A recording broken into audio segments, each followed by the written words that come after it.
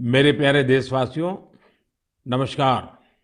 आज देश के कई हिस्सों में सूर्य उपासना का महापर्व छठ मनाया जा रहा है। छठ पर्व का हिस्सा बनने के लिए लाखों श्रद्धालु अपने गांव, अपने घर, अपने परिवार के बीच पहुंचे हैं। मेरी प्रार्थना है कि छठ मैया सबकी समृद्धि, सबके कल्याण का आशीर्वाद दे।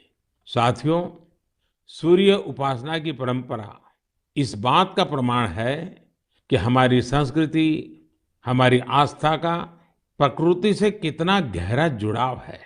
इस पूजा के जरिए हमारे जीवन में सूर्य के प्रकाश का महत्व समझाया गया है। साथ ही ये संदेश भी दिया गया है कि उतार चढ़ाव जीवन का अभिन्न हिस्सा है। इसलिए हमें हर परिस्थिति में एक समान भाव रखना चाहिए। छठ मैया की पूजा में भांति भांति के फलों और ठेकुआ का प्रसाद चढ़ाया जाता है। इसका व्रत भी किसी कठिन साधना से कम नहीं होता। छठ पूजा की एक और खास बात होती है कि इसमें पूजा के लिए जिन वस्तुओं का इस्तेमाल होता है उसे समाज के विभिन्न लोग मिलकर तैयार करते हैं। इसमें बांस की बनी टोकरी या सुपली का उपयोग होता है। मिट्टी के दियों का अपना महत्व होता है। इसके जरिए चने की पैदावार करने वाले किसान और बतासे बनाने वाले छोटे उद्यमियों का समाज में महत्व स्थापित किया गया है। इनके सहयोग के बिना छठ की पूजा संपन्न ही नहीं हो सकती। छठ का पर्व हमारे जीवन में स्वच्छता के महत्व पर भी जोर देता है।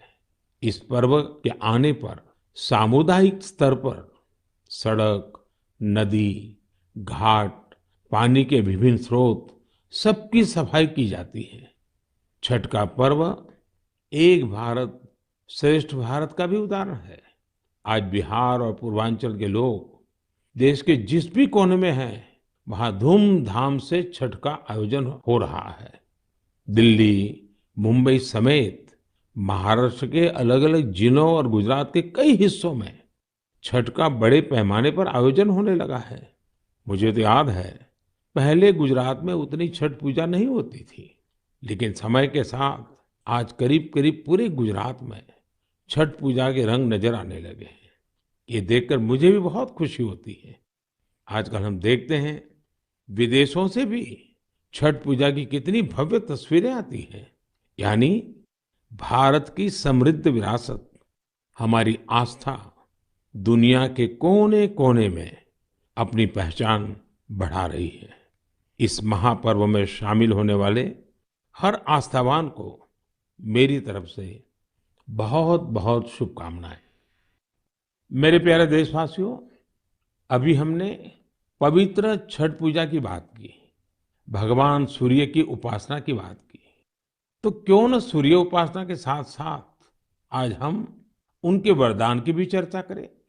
सूर्य देव का ये वरदान है सौर ऊर्जा, सोलर एनर्जी। आज एक ऐसा विषय है जिसमें पूरी दुनिया अपना भविष्य देख रही है। और भारत के लिए तो सूर्यदेव सदियों से उपासना ही नहीं, जीवन पद्धति के भी केंद्र में रह रहे हैं। भारत आज अपने पारंपरिक अनुभवों को आधुनिक विज्ञान से जोड़ रहा है। तभी आज हम सौर ऊर्जा से बिजली बनाने वाले सबसे बड़े देशों में शामिल हो गए हैं। सौर ऊर्जा से कैसे हमारे देश के गरीब और मध्यम वर्ग के जीवन में बदलाव आ रहा है, वो भी अध्ययन का विषय है।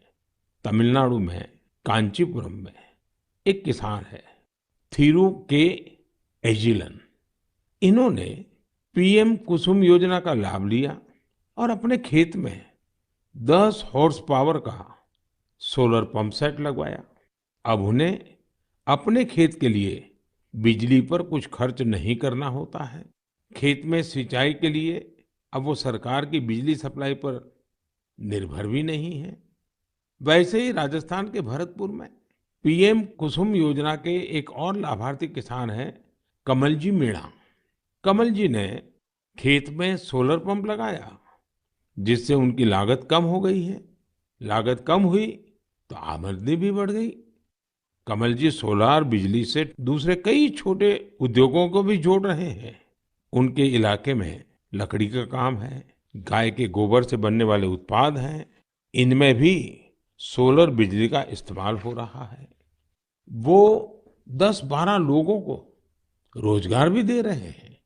यानी कुसुम योजना से कमल जी ने जो शुरुआत की, उसकी महक कितने ही लोगों तक पहुंचने लगी है। साथियों, क्या आप कभी कल्पना कर सकते हैं कि आप महीने भर बिजली का उपयोग करें और आपका बिजली बिल आने के बजाय आपको बिजली के पैसे मिले। सौर ऊर्जा ने ये भी कर दिखाया है। आपने कुछ दिन पहले देश के पहले सूर्य ग्राम गुजरात के मोढेरा की खूब चर्चा सुनी होगी। मोढेरा सूर्यग्राम के ज्यादातर घर सोलर पावर से बिजली पैदा करने लगे हैं। अब वहां के कई घरों में महीने के आखिर में बिजली का बिल नहीं आ रहा, बल्कि बिजली से कमाई का चेक आ रहा है।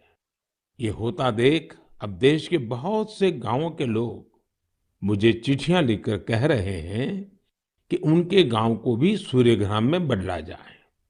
यानी वो दिन दूर नहीं जब भारत में सूर्य ग्रामों का निर्माण बहुत बड़ा जन आंदोलन बनेगा।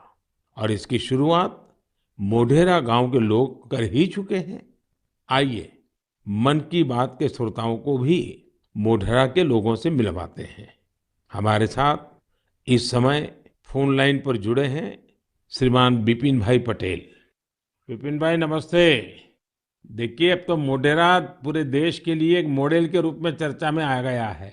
लेकिन जब आपको अपने रिश्तेदार परिचित सब बातें पूछते होंगे तो आप उनको क्या बताते हैं? क्या फायदा हुआ? सर लोग हमारे को पूछते हैं तो हम कहते हैं कि हमारे जो बीज बिल आता था, लाइट बिल, वो अभी 0 आ रहा है और कभी 70 रुपये आता है। पर लेकिन हमारे पूरे गांव में जो आर्थिक परिस्थिति है वो सुधर रही है। यानी एक प्रकार से पहले जो बिजली बिल की चिंता थी वो खत्म हो गई। हाँ सर, वो तो बात सही है सर। तो अभी तो कोई टेंशन नहीं पूरे गांव में। सब लोग को लग रहा है कि सर ने जो किया तो वो तो बहुत अच्छा किया है। वो खुश है सर, आनंदित हो रहे हैं सब। अब अपने घर में ही खुद ही बिजली का कारखाना के मालिक बन गए। खुद का अपना घर के छत पे बिजली बन रही है। हाँ बात सही है सर। तो क्या ये बदलाव जो आया है उसकी गांव के लोगों पे क्या असर है? सर वो पूरे गांव के लोग वो खेती कर रहे हैं तो फिर मेरे को बिजली की जो झंझट थी तो उसमें मुक्ति हो गई है। बिजली का बिल तो भरना नहीं है, निश्चित हो गए हैं सर। मतलब बिजली का बिल भी गया और सुविधा बढ़ गई। झंझट भी गया सर। और सब जब आप यहाँ आए थे और तो 3D शो जो यहाँ उद्घाटन किया तो इसके बाद तो मोढेरा गांव में 4 चांद लग गए सर। और वो जो सेक्रेटरी आए थे सर, जी जी। तो वो गांव फेमस हो गया सर। या यूएन के सेक्रेटरी जनरल, उनकी खुद की इच्छा थी। उन्होंने मुझे बड़ा आग्रह किया कि भाई इतना बड़ा काम किया है तो मैं वहां जाके देखना चाहता हूँ। चलिए विपिन भाई, आपको और आपके गांव के सब लोगों को मेरी तरफ से बहुत बहुत शुभकामनाएं। और दुनिया आप में से प्रेरणा ले और ये सोलर एनर्जी का अभियान घर घर चले। ठीक है सर, हम लोगों को बताएंगे कि भाई सोलर लगवाओ, आपके पैसे से भी लगवाओ तो बहुत फायदा है। हाँ, लोगों को समझाइए। चलिए, बहुत बहुत शुभकामनाएं। धन्यवाद भैया।